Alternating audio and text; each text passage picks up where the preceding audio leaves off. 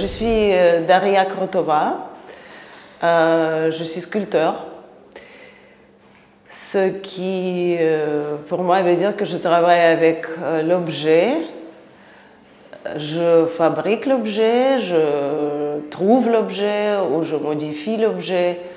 Donc en gros c'est ça, c'est-à-dire c'est une entité qu'on peut contourner. L'objet, n'est-ce pas? C'est quelque chose qui se place dans l'espace et qui peut être vu de différents côtés dans le sens spatial et compris de différents côtés, de différentes façons dans le sens spirituel. J'ai plusieurs vies. Je suis neuropsychologue par diplôme. J'ai étudié en Russie, aux États-Unis et en France. Par deuxième formation, je suis historienne de l'art. Donc je commence à me cheminer vers ce que je suis maintenant un peu.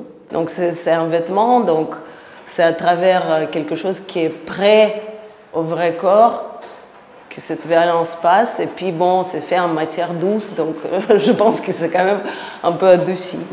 C'est pas forcément un pull de femme, mais c'est un pull. C'est vrai que dans ma vie adulte, j'ai vécu une époque assez troublée et violente en vrai, en Russie des années 90, où les gens étaient fusillés facilement, c'est vrai, ça arrivait. Donc je pense que c'est lié, oui, c'est lié.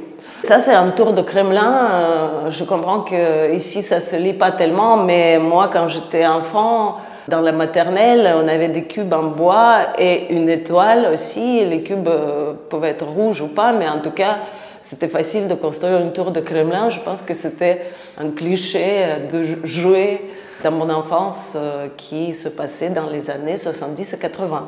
Ça fait effectivement référence à ça. Mais bon, l'essentiel, c'est que c'est une chaise d'école. Cet objet est lié à toutes sortes de réflexions sur évidemment l'éducation et la violence portée à la liberté qui commence au niveau d'éducation.